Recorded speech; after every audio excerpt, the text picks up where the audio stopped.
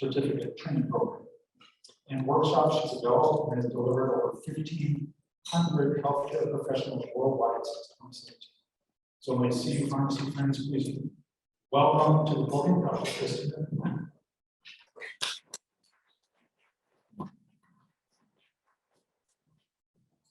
Well, here. What's better than beer? Beer and pharmacogenomics, right? Okay? Yeah. It's super great to see alumni, friends, guests. Really glad you all came out today. I love pharmacogenomics, and I am super excited to be able to talk with you all about it for about 45 minutes or so. So hopefully we can I can share some of the innovations in pharmacogenomics with you and take some of these questions. And really, Brian did a great job of talking about why this topic is really important. So a great synopsis of why we care about it today. I don't have any conflicts of interest to disclose, but I will be discussing several commercial clinical pharmacogenetic testing companies or specific tests in this talk, but this does not imply that I am for or against any of these specific tests. But I did want to use actual real examples. What's your favorite test? I'm not going to tell you what my favorite test is, but I wanted to use a variety. So we're going to talk about the current landscape. So y'all are here because we do. Heard about it, you're interested in it. Some of you are recent grads, a course on it. If you're looking for some updates of what's new. We'll talk about challenges facing the field, and then we'll talk about how pharmacists are actively using pharmacogenomic testing to enhance patient care. So for those who might be new to the topic, pharmacogenomics, or PGX, is what is the abbreviation I'm going to use. It's a component of personalized and precision medicine. Really, the purpose, the goal is to understand how we can use genetic variation, or how our individual differences in DNA contribute to variability in drug pharmacokinetics, pharmacodynamics, and drug toxicity. I never thought I would say pharmacokinetics or pharmacodynamics in brewery. There you go. Check that off the bucket list. All right. So the goal ultimately is to be able to use genetic information to guide drug selection and drug dosing. That's what we're trying to do with this field. So this is, I always joke, this is a figure that if you're a pharmacogenetics talk, you are required by pharmacogenetic labs to put it in your slides to really illustrate what we were trying to do, what we are trying to do. So here's a group of people, all with the same disease condition. Let's say in this setting is patients with major depression. And we want to treat these patients with major depression with, let's say, selective serotonin reactivity. Let's pair acetylcholine.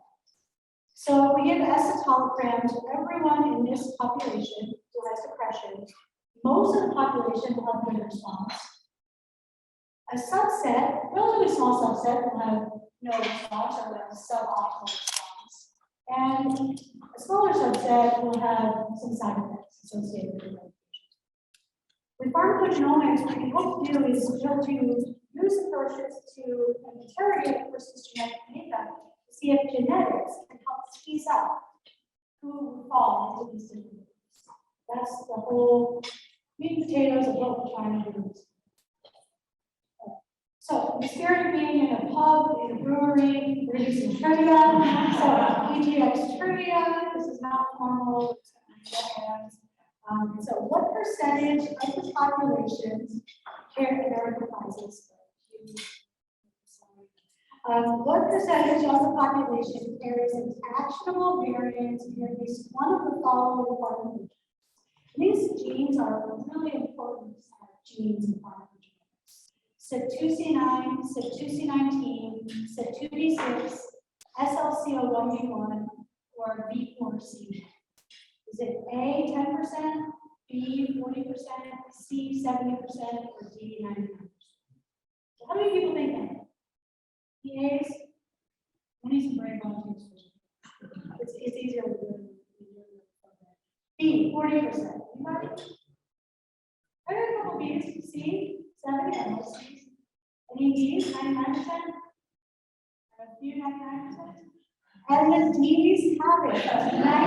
99% of the population, every one of you in this group has at least one actionable genetic variation in one of these 5 important particle genes. So you see the first 3 are 6 enzyme genes, so SLCL1B1 is a drug transporter. That drug transporter gene transports statins, and then VCORC1 is the drug target. So that's more for the drug target. Every one of you has, so I know personally, I have a variant in SIC2C9, I have a variant in SIC2D6, and I have a variant in VCORC1. I have 3 actually.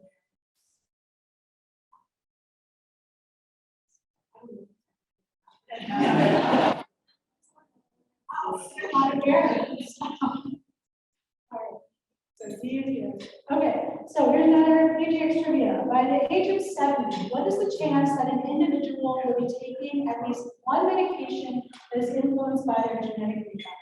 Is it A, 30%, B, 50%, C, 70%, or D, 90%? How many think A, 30%? B, C, D? The answer here is C.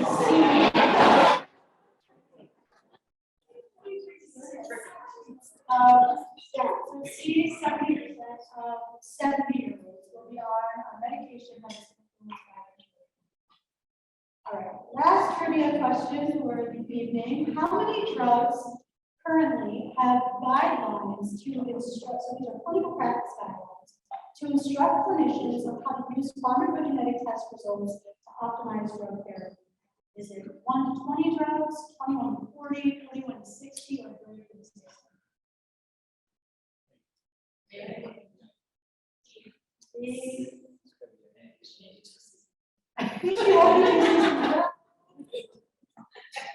Answer here is D. What? This is not your grandma's pharmacogenomics. Pharmacogenomics has just exploded. There are 360 medications that now have clinical vetted clinical practice guidelines with that provide instructions for clinicians how to actually use that genetic information to modify drug therapy. Most of these guidelines come from the Clinical Pharmacogenomics Implementation Consortium, or CIC, and this is just a snapshot of the guide, the drug and the gene that guideline has been written with respect to CPIC. And so you can see here these drug gene pairs span all therapeutic areas: cardiology, infectious disease, rheumatology, psych, neurology, etc. And common drugs too. These are not just obscure, weird drugs. Chris just works in her office and she just thinks about 13 all these variants from obscure drugs. And we're talking about statins, we're talking about clopidogrel, we're talking about codeine, tramadol. We're talking about really common things, proton pump inhibitors, for example. And so you start to see how relevant, how clinically relevant this information is right now. Some of you might be scratching your heads. Wow. Usually when I throw that trivia question up, most people usually say, oh, probably around 1 to 20. When I say greater than 50, greater than 60. When did that happen? Where was I? I missed that much. So how did we get here? And so I'd like to put this timeline up. This is not going to be a history lesson.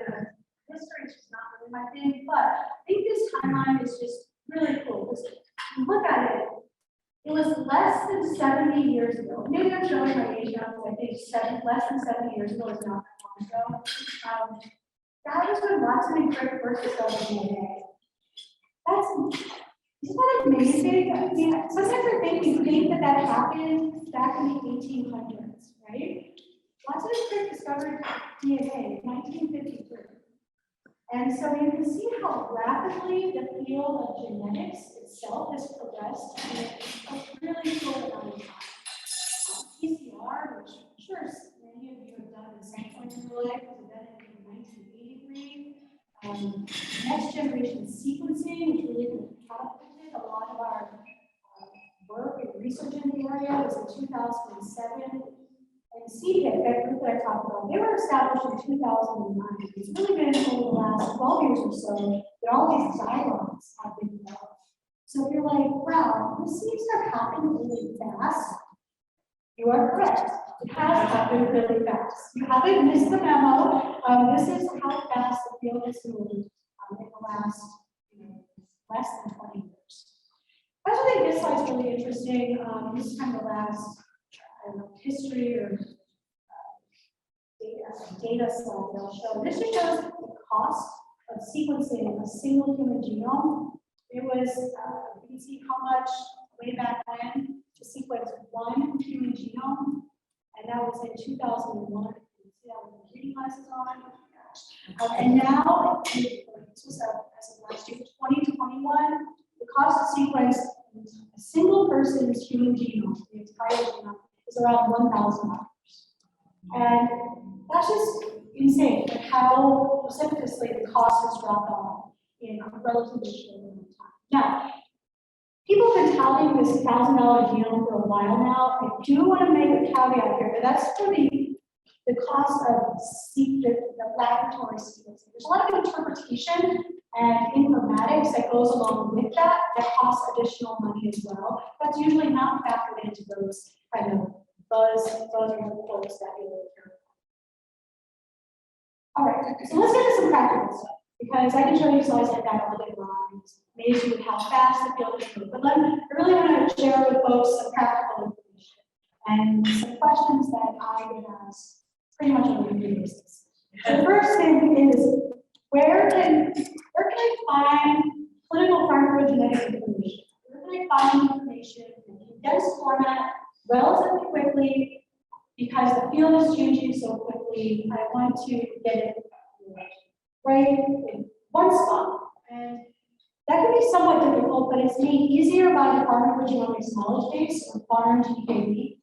Anyone who's ever heard me speak knows that it's pretty much a requirement for myself that I include PharmGKB in every talk, because if there's one person in the audience who has never heard of PharmGKB, they can walk away from the talk and know www.pharmgkb.org, and I've done my job. Because if you get a question about pharmacogenomics, this is the first place you should go. It's the one-stop shop for all things pharmacogenomics. PharmGKB was established about 20 years ago as basically a knowledge warehouse to collect, curate, and disseminate knowledge about pharmacogenomics. It was funded by NIH to start with. Now it's really managed out of Stanford. And there are curators at PharmGKB that comb through the literature, and they annotate genetic variants and drug gene pair associations. They summarize pharmacogenetic genes. They look through FDA drug labels and annotate the information in those labels. Very importantly, they create clinical annotations for different drug gene pairs based on the literature. And they assign a level of evidence to a drug gene pair based on the strength of the evidence, based on what's in the literature. So, have studies been replicated? Studies consistently statistically significant? Are they of appropriate size? And based on kind of the body of literature for a given drug gene pair, they're likely rated. Level 4 means not that great. Level 3 means low evidence. 2A, 2B, moderate, 1A, 1B. You can go to this website and somebody asks you a question. I'm really interested in citalopram and the serotonin receptor. Should I be genotyping for that in my practice? You can go to PharmGKB and look it up and do a quick check of what the PharmGKB evidence ranking is. If it says level 3, I would say not ready for prime time. Correct version. I mean, I still encourage you to go to the literature and review the literature on your own, but this gives you a really nice, quick way to kind of assess what's going on. Another place, so PharmGKB was really great. They started curating and collating all of this information.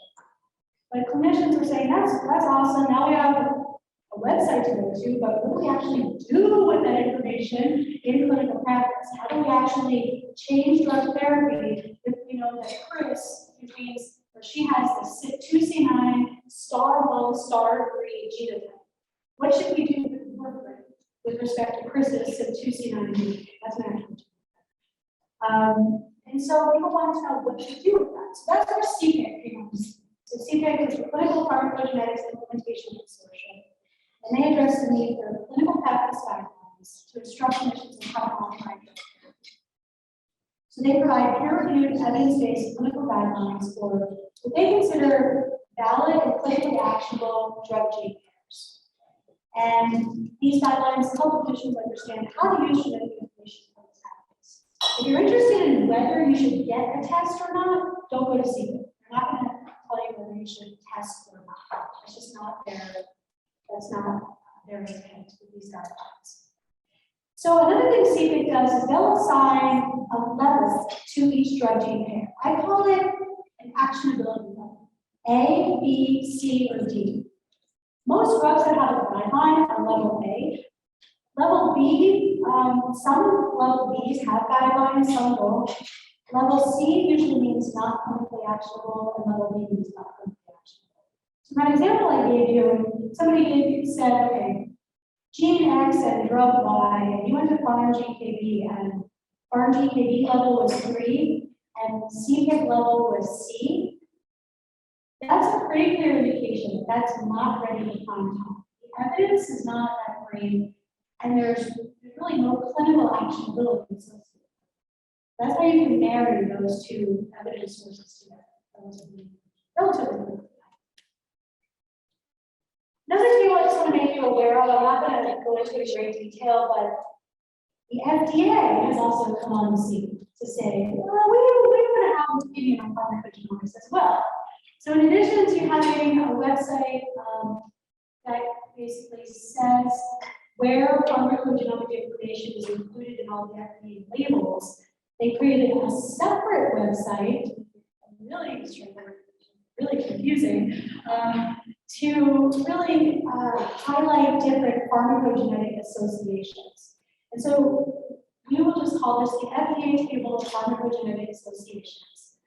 And they basically have 3 subtables or 3 categories. I think one of them is the associations that the FDA thinks the data support therapeutic management recommendations. Second table is kind of potential impact on safety. And the third is, I think of as kind of a lesser table personally, is potential impact on PK. It doesn't rise to like impacting safety or response or needing to change management. So you can also go to this FDA table of pharmacogenetic associations to see if the drug gene pair is on there and what the FDA has to say about it. Just know that it's not always going to be consistent between the different evidence sources. So sometimes you just have to take it all together in a more holistic way. All right, so those are just 3 evidence sources. I'm going to keep kind of the evidence piece pretty short. Usually I won't know that evidence, but I think there's so many other cool things to talk about that I want to get into some of the actual testing. These are the questions I have. So here's a question: what kind of clinical pharmacogenetic test should I use? Which one should I pick? All right, so there are a lot of considerations when thinking about clinical pharmacogenetic tests. So if we just think broadly about test logistics, there's some different things to think about: the test provider, the test content, feasibility, and interpretation. So when we think about the test provider, they'll be separated into 2 buckets: commercial versus non-commercial. So we'll start with non-commercial. Non-commercial might be something like you work at UC Health, and you're at UC Health UC Health's lab does pharmacogenetic testing in-house. It's like an in-house lab for it. Commercial is basically a send-up. So it's a company that will do pharmacogenetic testing for clinic, a health system, etc. Within commercial, there's a gatekeeper model or a direct-to-consumer model. Most pharmacogenetic testing has a gatekeeper model. What that means is that it requires a clinician to order the test and or interpret the results of the test. Direct-to-consumer is something like 23andMe, where a consumer can just directly order the test themselves. They need no middleman or interpret the results for them.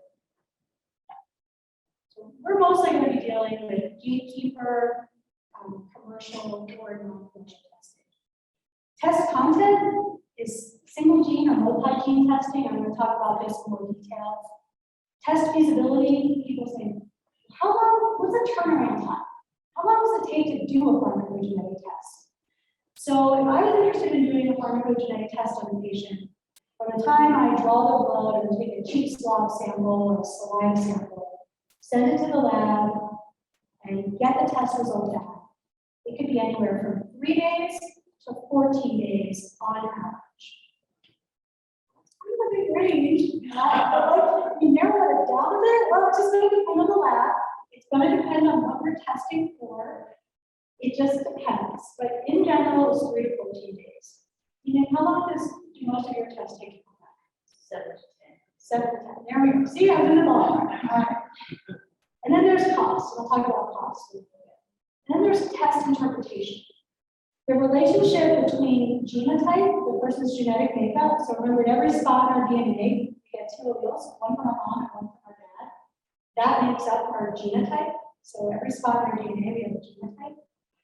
And that genotype, in pharmacogenetics, relates to, we infer a likely pharmacologic phenotype. I'll give some examples of this. And some labs will do this for you, some won't. And so knowing what the lab's going to do and what information they're going to provide is really important. These days, most labs do the translation for you. Knowing kind of what sources they're using to make that translation is important. And then some companies will provide decision support. So we'll talk more about this in a little bit. So let's talk about single gene testing. So these people really want to know what's the best way to do this. It really is going to depend on the situation. It's going to depend on the patient and what you're trying to accomplish. There's no one perfect or right way to do this universally for every patient right now. And so let's talk about single gene testing. So this is where you only test for what you need. So this is where you would only test for variants in genes related to the drug or drugs that you're interested in. So this might be proactive genotyping to avoid an adverse effect. So the best example of this is to do HLA, or many of you might have been familiar with this already, doing HLA-B star 5701 testing before prescribing a activator to a patient with HIV. That's single gene testing, that you're testing for only what you need. The gene is HLA-B, the variant is star 5701, and that's what you're doing to prevent a Vacavir-related hypersensitivity in patients who have this particular variant. This is standard of care testing in the HIV world. Each of the ID folks are like, yeah, tell me something new. I did not come all the way out here to hear about Vacavir, did I? Right? So another example is, I think a good one. It's not used that commonly, but there's a lot of movement to try to get this to be used more proactively. It's DPYD testing. Before prescribing 5-fluorouracil or capecitabine for the treatment of different cancers. We know that if you carry certain variants in DPYD, you're at risk for some pretty serious toxicities with 5-fluorouracil and capecitabine. And I should say unfortunately, but the standard now is that people reactively order DPYD testing after the patient already has these side effects, and they use it as a way to help understand why the patient reacted that way. There's a lot of movement in this area to try to get people to test proactively so we can prevent these side effects from happening. They can be pretty bad and sometimes fatal. So single gene testing can also be done when you're trying to explain intolerances to medications that have, say, quote unquote, a narrow pharmacologic profile. And so when I say narrow pharmacologic profile, meaning they might be metabolized by one enzyme, or they might have to go through one transport. There's a very streamlined pharmacology associated with that. Obviously, pharmacology is more complex, especially metabolism is more complex. That means the more genes you're potentially going to have to test for. And so single gene testing works best when you are testing new things.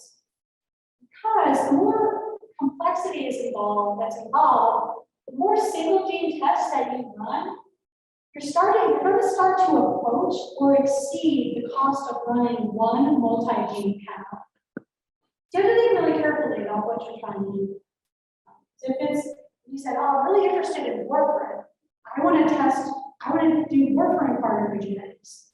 If you said, I'm going to do only single gene testing for warfarin, we're probably, that's going to run, you're going to have to use CYP2C9, you're going to have to use CYP4F2, V4C1, a variant in this cluster region. I mean, by then, you can see the cost of a multi-gene panel. So I would just say do a multi-gene panel. And you get more results that might be applicable to other medications the patient's on. So you have to think carefully about the pharmacology of the drug. All right. So what about these multi-gene panels? Does anybody use them or have them done?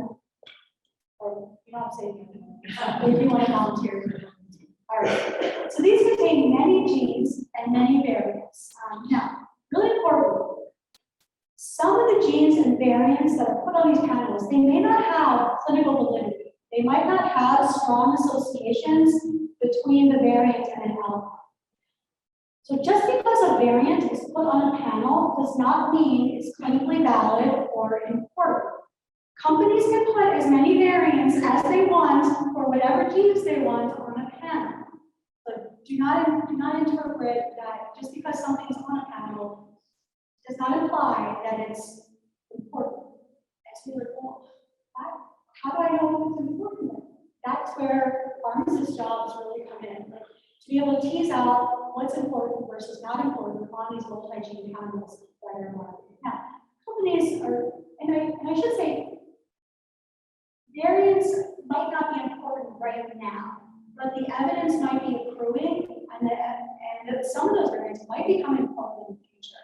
So the companies aren't doing anything wrong, but I think it's really important for folks to appreciate that not all tests have variants that are all clinically actionable. You really have to read the fine print.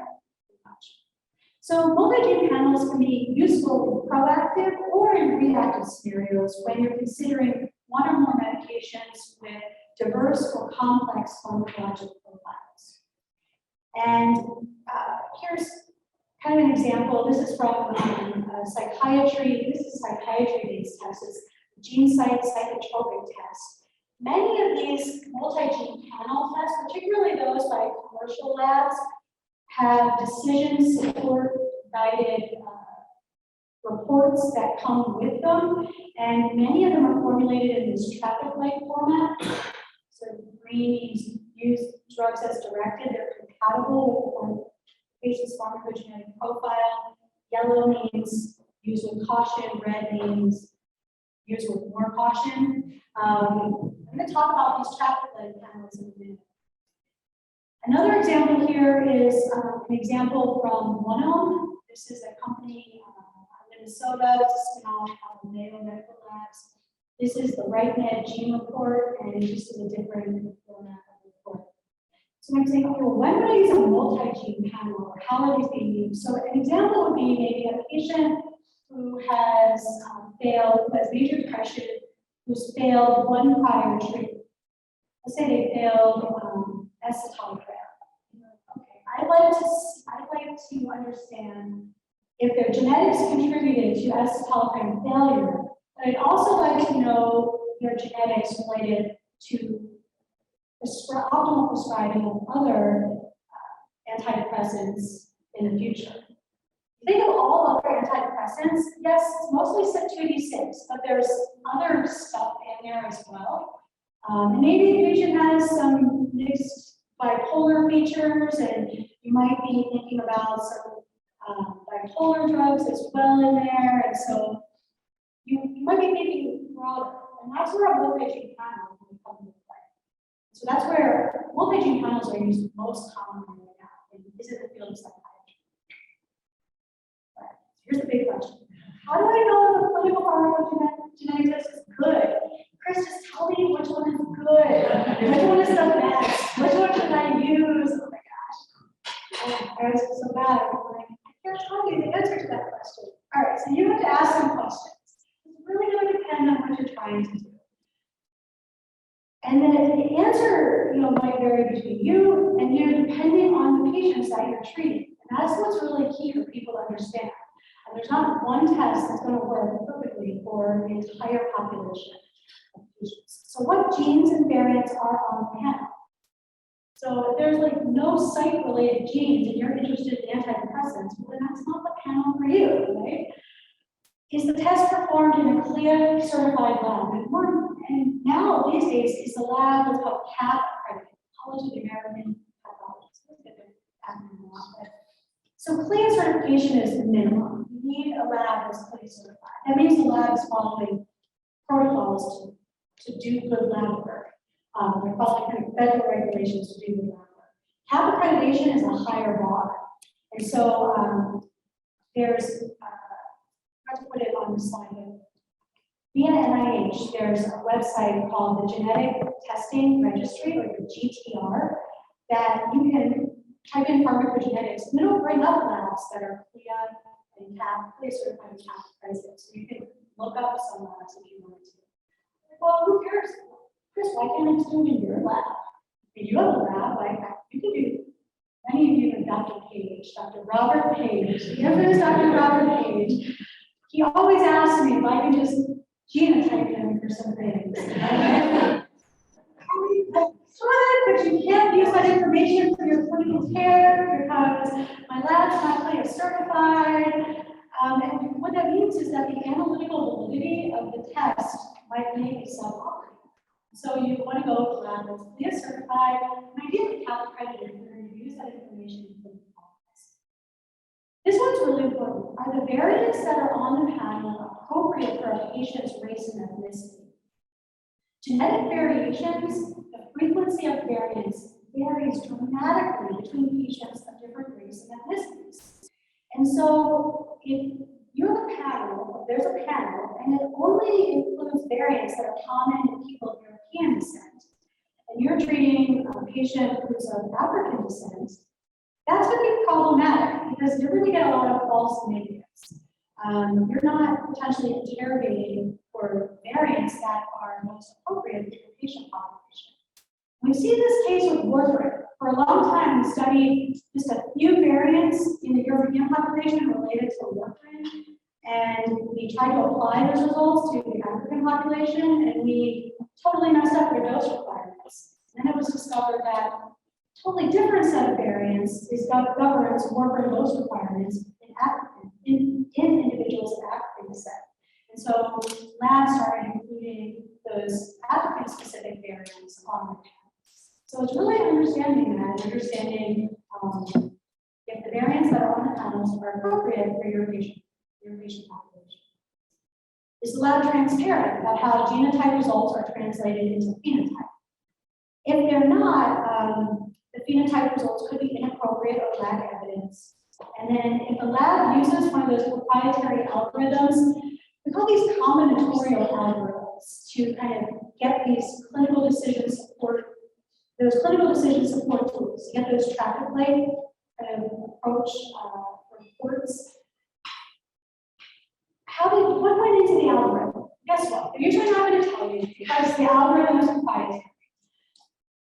And so, at the minimum, this really goes to, well, how do I know why did all these drugs get put in the red bin? Like, why are they all in the red bin? Why are these drugs in the yellow bin? I don't understand why the company put them in there. We're not going to tell you that. It's usually a proprietary algorithm. But at the minimum, the report should give you the actual genetic test result for each variant. You can try to match up based on your knowledge if the information makes sense. And so usually what these algorithms are going to incorporate is going to be the genetics and usually some relationship to pharmacogenetics, and then usually genetics and potentially some relationship with pharmacodynamics. this. Occasionally, we'll start to try to do drug-drug gene or drug-gene-gene interactions, and that's where it gets a little fuzzy. I'm not quite sure about how some of those things got in those different bins, but at the minimum, you can see, okay, this person is CYP2C9, star 3, star 3. They're a poor metabolizer for CYP2C9.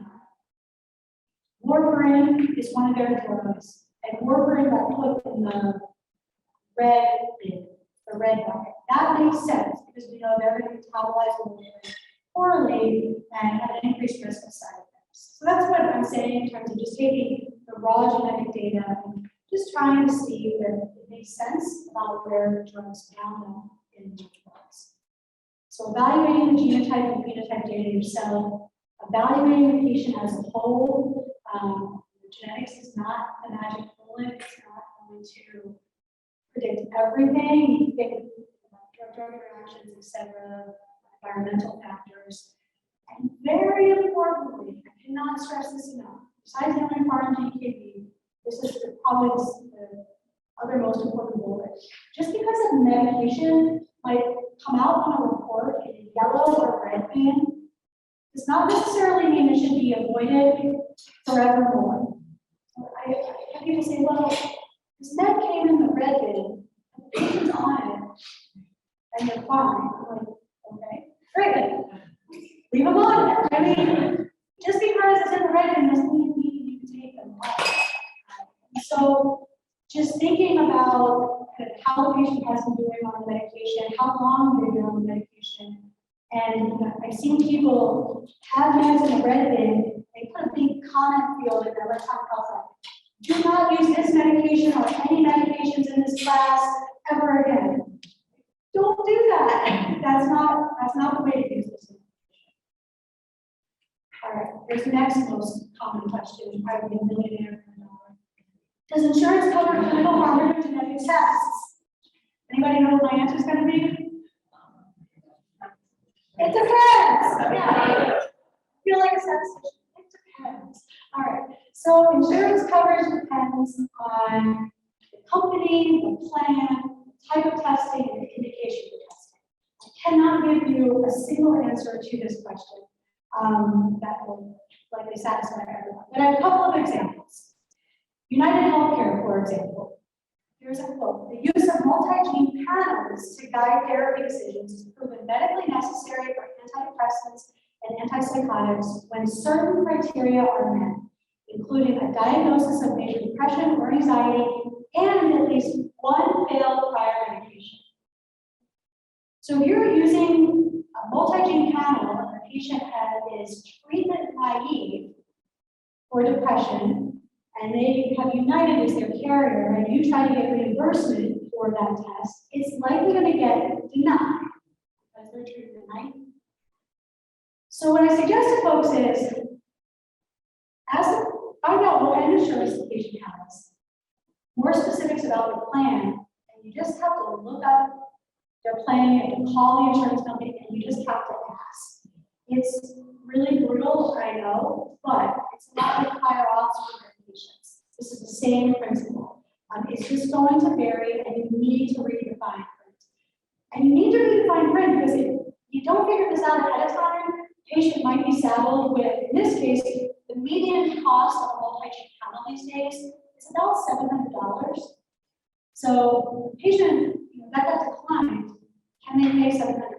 Now, most commercial companies have a max out-of-pocket charge for the patient these days if it's not covered by insurance. It's usually somewhere in the $300 to $400 range, but that might be cost prohibitive for a lot of patients. So figuring this out ahead of time is really important.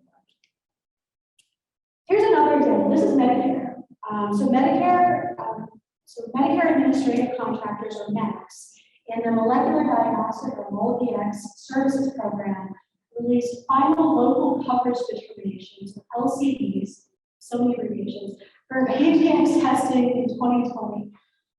The LCDs state that pharmacogenetic testing is reasonable and necessary when medications have a clinically actionable drug-gene interaction as defined by CPIP, level A or B, or the FDA, meaning meaning that the pharmacogenetics is required for safe drug administration. And they'll cover panel testing if more than one gene on the panel is considered reasonable and necessary for the safe use of a medication, or if multiple drugs are being considered. So the short is Medicare will cover most pharmacogenetic testing if these conditions are met. But it depends on the state that you live in. So, the good news is that our state, so the green states are covered, and as of December 2021, Colorado is covered as well. So that we are in the Novitas, so we will pronounce that right, the Novitas jurisdiction, and that was so Medicare coverage is able for many states, except these states here, so that's those states. And Florida. Medicaid coverage is always changing. One day, a lot of people tell me Medicaid stopped covering panel-based testing, and then I was just at a site meeting, and somebody was talking to me about their Medicaid patients, and they were saying they're covering panel-based testing again. And so we're covering it in my patients. And so it's always changing. You need to read the fine print, you need to call and find out what it will cost. What about Aetna? What about this one?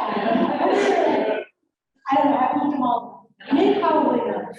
Nick probably knows every single one that is what company covers what. I haven't done a landscape table. Jimmy, that sounds like a really great fellow. No more things to do. All right, so I'm going to bring it back to a patient case. So this is B. She's a 52-year-old Asian woman who had multi-gene PGX panel testing done following intolerance to several antidepressants. This shows some of her genetic results here. So lots of genes tested, different. Here's the genotypes and then the associated phenotypes for metabolism. And so the test report just was made into a test report, and it was uploaded as a PDF in the miscellaneous section in the electronic health record. So 2 years later, Mrs. B presents to the emergency department at the same health system with an acute coronary syndrome, and she undergoes percutaneous coronary intervention. She has a stent placed. The cardiologist starts clopidogrel. He has no knowledge that this patient had previous pharmacogenetic testing done, and he has no knowledge that Mrs. B is a CYP2C19 or metabolizer based on her genetics. This is important because clopidogrel is a prodrug. It needs to be metabolized by CYP2C19 in order to form its active metabolite. It's that active metabolite that binds to and inhibits platelets and basically exerts the antiplatelet effects of clopidogrel. So, as a core metabolizer, Mrs. B stays on clopidogrel as a genetically mediated core metabolizer. Mrs. B stays on clopidogrel. She is going to have an increased risk of major adverse cardiovascular events and stent thrombosis. The risk of stent thrombosis is approximately 4 times higher than someone who is a genetically mediated normal metabolizer. And we know that stent thrombosis is associated with bad outcomes, and not something that any of us would wish for ourselves or any of our family members. So this is a really unfortunate case. And this, in my opinion, is the single greatest challenge in pharmacogenetics right now. Pharmacogenetic tests are being ordered very frequently now, more and more frequently as each day goes on. But they're now being integrated into the health record in a way that benefits the patient over time, or that communicates information to other healthcare providers, or maybe the patient's same health condition or different health conditions. At that point in time or at other points in time in the future. If we order these tests and we rely solely on the patient to remember that you're a genetically mediated metabolizer, most people aren't going to remember that. I'm going to remember my most people are not. So this is a problem. This is the single biggest challenge we face right now in my opinion. So this is actually where I spend most of my day job. Where everybody thinks I just marinate over A, C's, G's, and T's. I marinate over how do we get data into the electronic health record so that it can be maximally useful for more than just the person who ordered the test. So to do this right, genetic data needs to be entered into the electronic health record as structured or discrete data in discrete fields, just like you would put a complete blood count into the lab results section or a serum creatinine. Genetic results need to go in the same way. The way they're going in right now, if some of you are doing this and you're putting them as PDFs, as in the miscellaneous tab in Epic, or the media tab in Epic, don't feel bad. What are you doing? Are we going to go to jail? What's happening? You're not going to go to jail. This is what most people are doing because there are limitations associated with our electronic health records, right? And so it's the best that many people can do.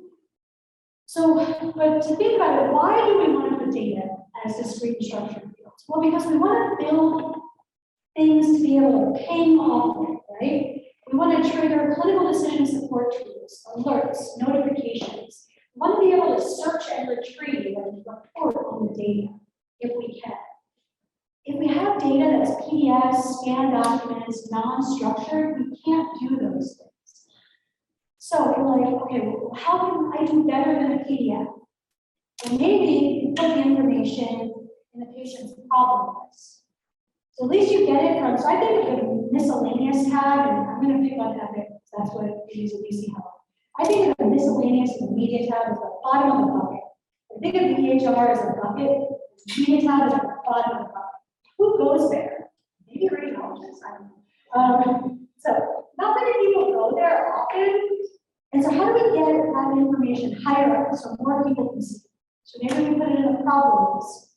Maybe certain information, not all, we put in the drug allergy. Maybe you write a consult. Just something to bring information up, higher up.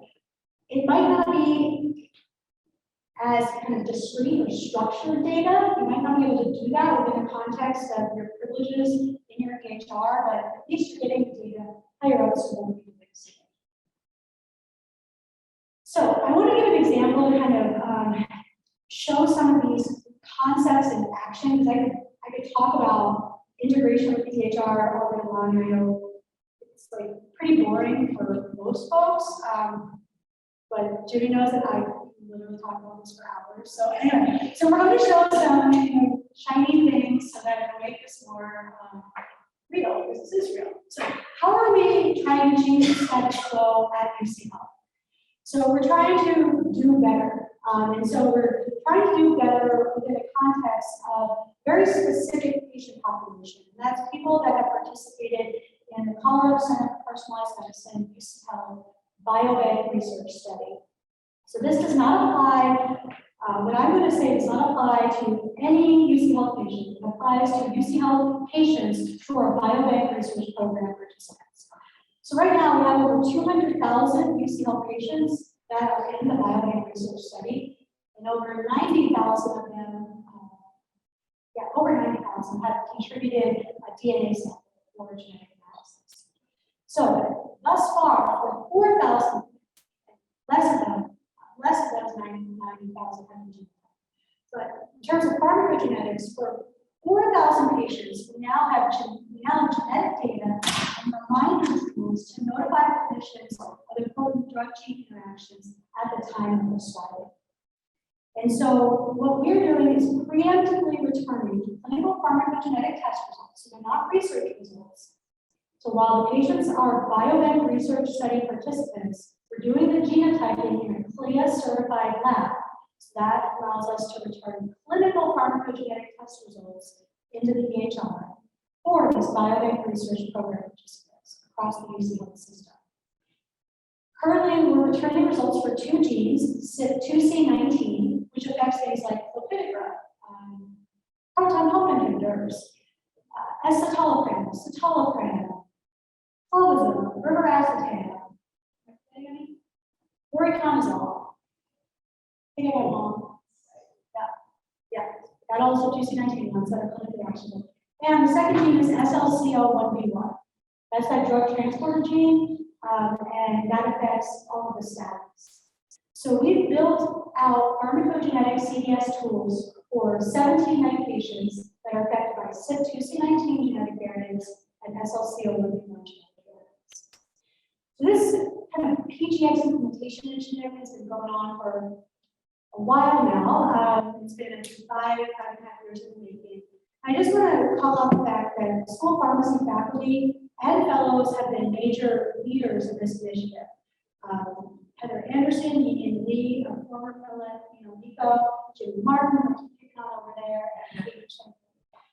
and it's really been, and these are not the only folks involved with this initiative. There's a whole slew of other folks I would acknowledge this slide for them. This has been a labor of love over 5 years. A lot of blood, sweat, and tears has gone into this, but I can't really say enough about the pharmacy team and how much effort they have put into this, and really doing a lot for UC Health and for our campus.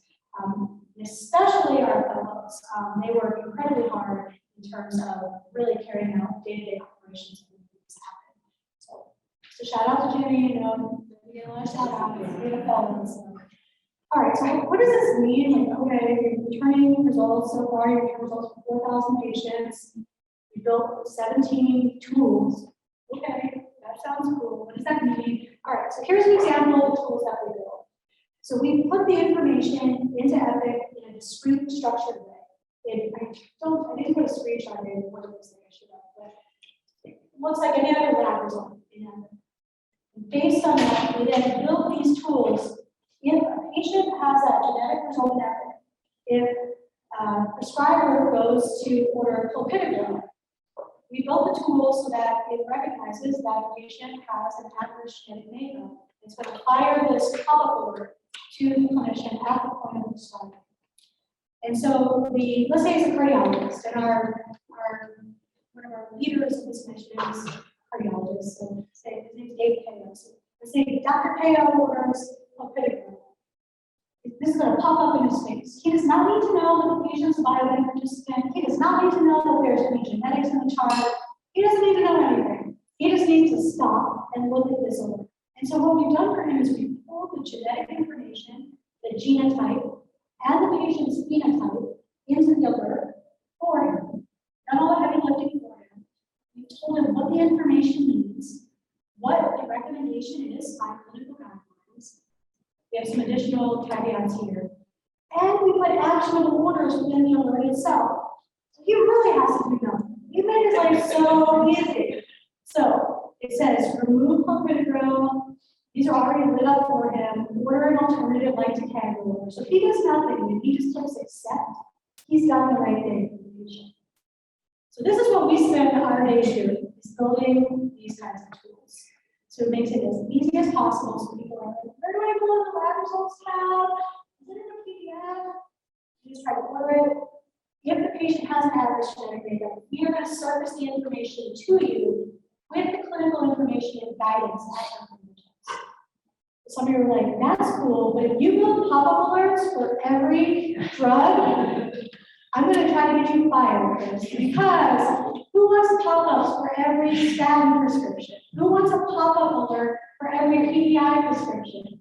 Nobody, right? You have to be really thoughtful in how we design these clinical decision support tools for a health system. So here's an example of what the majority of those 17 tools, 15 of them, only 2 of them are pop-ups. All the rest are not pop-ups. All the rest are what we call inline medication order warnings. These are passive. They're non-interrupted in nature. So if you went to order medication, in this case it's citalopram, it's going to show a banner in your line of vision, but it's not going to stop your workflow. And then when you go down into the order composer to enter dose and frequency, you'll still get that warning. People are going to want to know what to do. So how do we make what to do as easy as possible for them? We put a link for additional guidance right there. And that link, I didn't put a screenshot of that, but it'll have a table with different genotypes and recommendations. So you don't even have to go to Micromedics. You don't have to go to CPIC. You don't even have to leave you don't have to move your mouse. You just click it, and it's going to have vetted information about what you should do. And that's how these alerts, both interruptive and non-interruptive, active and passive, are designed for the UC Health system for the biobank research program. So I say, that sounds really cool. People actually using this information in clinical practice? The answer is yes.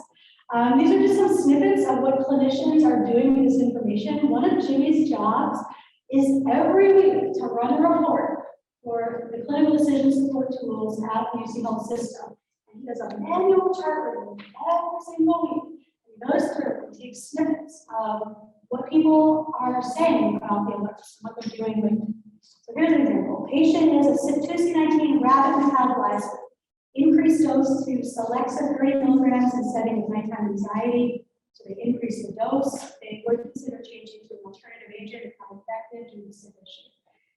I'll tell you, this provider did not know anything about CYP2C19 and Celexa and all that. That was in our tip sheet, in that pharmacogenetic guidance that we gave them. Here's a PPI example. Try the Nexium as you do not metabolize the Prilosec as well. That's a win. You did a good job. Yay, so proud of you. And you know, so the folks that are seeing these, we know that they're not experts. They're not going to be thinking about drug pairs all day long like we do. And so we want to make the information as simple as possible. People will just copy and paste stuff from the tip sheets. Great, job well done, right? So that's what we're trying to do to make it as easy as possible. So right now, our preliminary analysis suggests that these passive alerts are effective. You know, they're not going to have a 50% effectiveness rate. No passive alerting system does. But we are doing much better than most passive alerting at UC Health. So we're tracking pretty well. So what's next? A couple of things are kind of on the short-term agenda, horizon. The thing that I'm so excited about is the epigenomics module. I don't know if other EHRs have something similar to this, but this is kind of that move. When I said, you know, the biggest challenge is facing pharmacogenomics right now.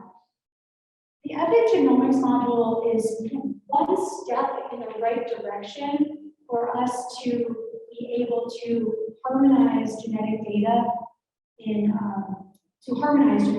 from a lot of different places in the long term. And I think that this is going to give us more flexibility in the long term to be able to get genetic information into more discrete and structured fields within the EHR. So it's special modules like that EHR companies are making, and so I think this is a win. It also has some great patient-facing features. So when results are delivered to patients via the patient portal, it just makes it easier to understand the information. Right now, they just get like a lab report. It looks like a lab report with a provider seems. What the heck is this? And they Google it. And they're like, you're not going to be dying, right? No, you're not dying. It's just a 19. So this just gives, it's just better all around. So I'm really excited about that. We're hopefully going live with the epigenomics module at the end of the month. We're set to, for the second bullet, DPYD, we are set to start releasing genetic results for that gene for biobank research program participants. Hopefully, June 1st is our tentative go live date. So that will be really exciting. I think that will be the most impactful gene that we return to date. It's going to impact very few patients. It's a very low frequency genetic variant. But if we can even touch one or two people and prevent them from having these really bad side effects associated with 5-FU-cytidine, I think 5 years of work would be totally worth it. Jenny can say side effects are really bad. And sometimes people die. So like we can try to prevent that from happening. Even if it's 1 or 2 patients affected, I'm really happy with that. And then the last thing is we're trying to move to more diverse arrays.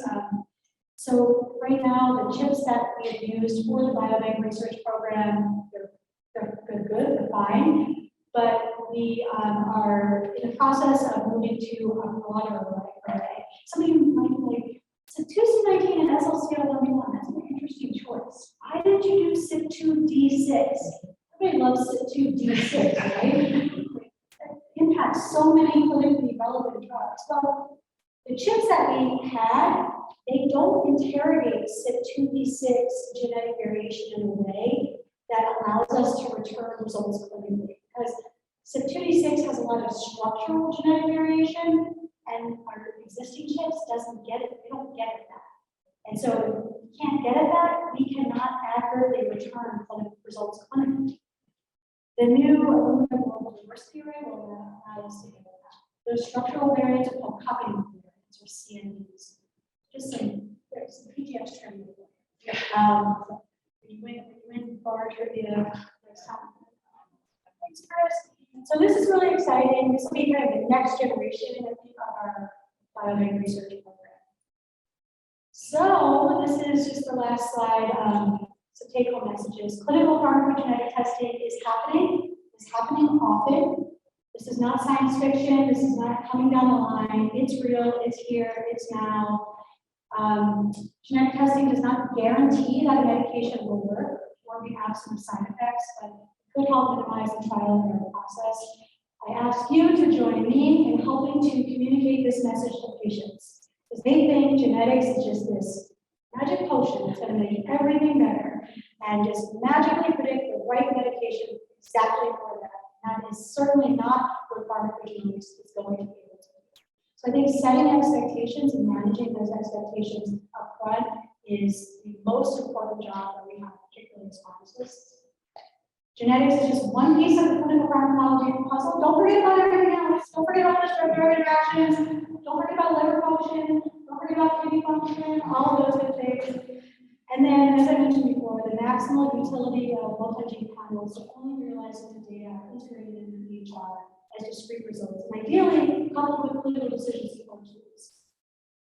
And I just want to give a shout out to my colleague Dave Kao. Dave and I have been leading the pharmacogenomics initiative for I counted the exact number of years now. It was like 5 years, 7 months, 23 days, something like that. And Dave's an awesome colleague. It's been really cool to work in a very multidisciplinary environment with physician and pharmacist collaboration, where we're treated as equal. And that's not always the case. And we realize how unique the UC Health system is, how unique the CCPM environment is. Dave's an amazing colleague. He's also a physician informaticist. So I learned a lot about informatics from him just by osmosis. Or he says, at least I can play informaticist odds with me occasionally. I also want to give a shout out to all the Piccolo members. So Piccolo is the pharmacogenomics committee that basically is the engine that drives this dissemination of pharmacogenetic results. There's like 40 people on the committee. Pharmacists, physicians, nurses, informaticists, lab people, genetic counselors, pretty much anybody and everybody is on the committee. A lot of people have put in a lot of work over the years. CCPM interim director Casey Green, past director Kathleen Barnes, and really all of this is possible because of the vision of UC Health's leadership. I'm not employed by UC Health, but I really love my job because of the vision that UC Health has. And especially Steve Hess, who's the CIO, and CT Leader, the CMIO, they're like, do this, implement pharmacogenomics. And a lot of people will ask me, how much money are you going to save? And what's it going to take? And they're like, why aren't you doing it faster? Why haven't you done this yesterday? Do it faster, do more. They really have let us, they've decreased a lot of the traditional roadblocks that a lot of my colleagues in the field have faced. And so really lucky to be at a health system that has such visionary leadership in terms of how they view medicine in the future. Genetics should be a part of everyday care. It should be weaved into the fabric of these days. It should be part of the fabric of everyday care moving forward. And then the IT service lines, as you can see, this is a heavy IT dependent project, and then of course School of Pharmacy donors that have given to this initiative and to our fellows as well. So I'm not sure how we do it at the time, but I'll talk to some Italian when I was talking. I should have known, but happy to take any questions that you want to have. What kind of do you provide, or do you run into residency when a doctor wants to go down this route? And DNA, RNA, is obviously, you know, that's skeptic that, you know, patient, you're not touching me in this regard, what do you do? If the patients are separate, or you want to take that question since you talk to patients about this all day long. So Gibby Lee is an assistant professor at the School of Pharmacy, and she actually works a lot with patients and talking to them about pharmacogenetic testing. However, to give context here, the divine is a lot of knowledge. Right. Yeah. That means that what is pharmacogenomic testing, the limitations, the advantages, and a lot of us sold out. Are you tired of this? This is hot. I'm not going to just roll out here. So the rate you can find that. Right. For the current do you get any run into hesitancy, and how have you that two things that hesitation is the cost, because profit is the other one is I talk about the genetic not from that. That and it's actually more advantages than you know what you're rather than waste your time trying to get it. So there's very much so down. Yeah, I think That's good, you're not running into the same issues that, you know, I actually see I see more provider hesitancy or clinician hesitancy than patient hesitancy. I work more with the clinicians than the patients, but clinicians will be like, why do I need this? Especially psychiatry, while they are using tests the most, you'll have some psychiatrists that I really need this. Why do I need this? And, you don't, right? I mean, it's another tool in your toolbox. This is not it's not going to replace what you're currently doing. And so I try to come at it with the appropriate message. I think we did ourselves a disservice, especially when the Human Genome Project was first completed and people were touting. You might have there's a Time magazine cover like made to order medicine. There's a lot of percentage that was on the front. That was going to be tailored to your DNA. I think we really overhyped it in the beginning. People were disappointed that they didn't see the translation right away. So the people became skeptical, and now that it's coming back, I see people like, okay, really? I believe it when I see it. And so I think messaging is really important. And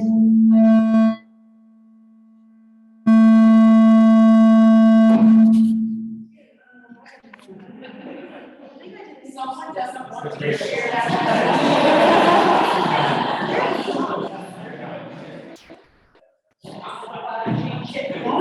That was a bad message I was giving you.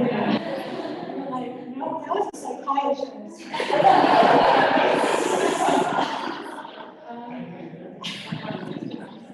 Actually, that exact moment I was thinking of in the GI class.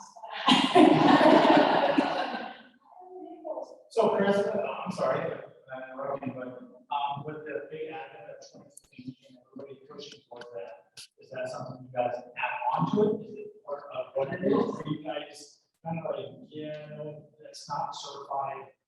How do you guys work with some of that information? I'm so lucky to brought up 23 because I did not include it as a discussion point in this. So 23, so direct-to-consumer tests like 23andMe include pharmacogenetic results in them. However, you're not supposed to use the results for clinical purposes, for clinical decision. It's like, why not? Is 23andMe a bad test? is it bad? Is there something bad about the 23andMe lab? No, it's not a bad test. The problem with 23andMe is that the variants that they've included on the test are not comprehensive enough for clinical pharmacogenetic purposes. So ultimately, what you're going to have potentially have are a lot of false negatives. And so, according to the FDA, I'm going to give you what the FDA says. There's a label on the 23andMe packaging that results of this test should not be used in clinical decision making. So I think of it as a fun test. And I think it's good though, because I think it gets people proactively engaged with their health. It might get somebody to go to the doctor. It might get somebody talking to the doctor about genetics. And if you think that based on that information that they give you, that genetic testing, whether it's disease genetics or clinical pharmacogenetic testing is warranted, then you're supposed to order a clinical test. That means via one of the labs that I just showed, for example. I'm pretty conservative, and that's how I approach it. Elaine, do you have a difference of opinion? Very similar to you. Right now, they offer 3 keys. It's 290, but the number of variants is very limiting, but they are variants. So it's basically going to tell a lot of people that they're listing normal metabolizers when in fact might not be normal metabolizers. So it's not that it's a bad test, it's just that it's not comprehensive enough. I also just want to give a message about 23andMe. When people ask me, Chris, what are you 23andMe? I've actually never done 23andMe. What? That's shocking. How have you done 23andMe? I don't want to do it because there's actually a lot of disease genes on there, like ApoE for Alzheimer's disease. And personally, and luckily, I know enough to know about some of the associations and potentially what that could mean in terms of risk profile. I don't want to know my risk about my genetic risk of Alzheimer's. I want to sail on Alzheimer's completely unaware. Okay. Completely blissfully unaware. And I wonder, that's my concern about some of these tests. I worry that some patients just might not know what's on there. And they might get the results like, I didn't want to know this. I was talking to a colleague at a meeting recently. She found out, she did 23andMe, and she found out that she had a brother that she didn't know about. So there's some unexpected things that can happen because of 23andMe. I swear that now maybe I have, she will learn this one. Oh my gosh, she said he's really nice. That's crazy. So it's pretty interesting.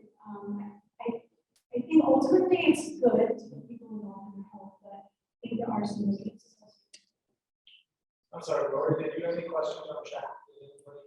Nobody popped up? No. Great topic and presentation. Great venue, sure. Great school. Just add that to it.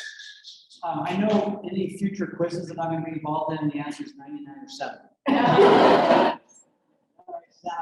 Right? So the question or comment is, genomics has been around since late 50s probably. EMR, early 70s. So this sounds like a family reunion gone bad, where someone's not talking to the other. So that's 5 decades where integration should have happened. And it's great to see this work. Why so long? I think initially it was the genotyping technology. That's what took so long. And then that graph I showed where pretty much where next generation sequencing came on the scene, and then everything just exploded. The EHR is kind of a whole different ball of wax. I think it's going to take us some time to get there, but people are trying to get there in terms of technology, and generating the genetic information is not the problem. That was a challenge for a long time. Probably, I would say, probably like 2006, 2007. That was the rate limiting step and the cost associated with actual genotyping. That's not the rate limiting step anymore. And so really right now, the EHR companies are scrambling to make EHRs better, make them be able to integrate genetic information and other types of information into the EHR in a better way that more sophisticated tools can do it. So I think it's going to take some time as well. But like I said, that one genomics module, I think that's a step in the right direction. I unfortunately don't know if other EHRs have similar modules. So many of you work with other EHRs besides Cerner, or something like it is keep up. So people are moving in that direction. But just One more question. Maybe you can help me with the vocabulary here. Is that there's a company in my backyard in Golden called Theralink, which unfortunately sounds very close to Theranos. So Theralink, they're a proteomics company.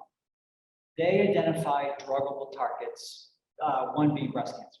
So they say they could better identify precision medicine patients that have druggable and non-druggable targets using their patent technology. How is that different than pharmacogenomics? you can put it under the same umbrella, but usually, so I didn't go through all of the vocab and some of the detailed nomenclature, but put it under the whole umbrella. Most of what I talk about is in the germline bucket. That's our inherited DNA, so we pass down from generation to generation. What a lot of companies, likely what company that you're talking about are developing, is basically drugs targeted to, it might be a tumor's profile or a virus's profile. It might be based on protein expression that the protein that the tumor expresses, for example.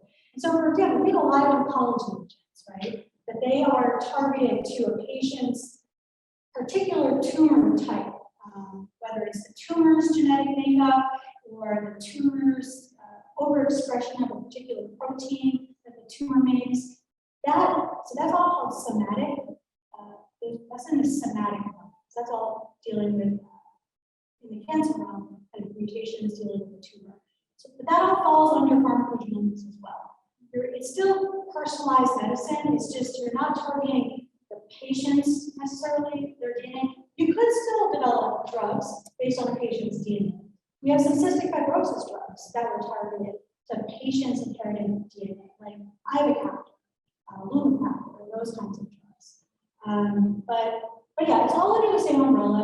It just depends if you're talking about inherited, germline versus somatic or viral or bacterial. It's all under the same umbrella. Some people might not disagree with me. Some people want to put them in different buckets, but say, let's get one big bucket down. It's all trying to personalize medicine, right? Based on whatever biomarker, right? Whether it's a DNA, a variant in your inherited DNA versus you have a breast cancer tumor and it overexpresses HER2. So we're going to use trastuzumab to target that overexpression. All in the same, under the same umbrella, personalized or precision medicine, in my opinion. Any other questions? All right, thanks so much.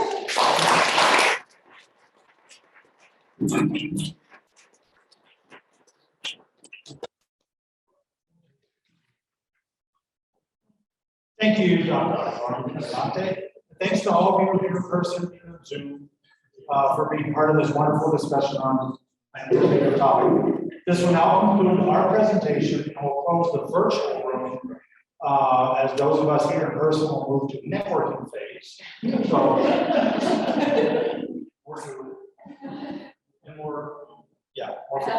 for those who are physically here, we've identified a few specialty areas in pharmacy, and you're free to gather at a table identified.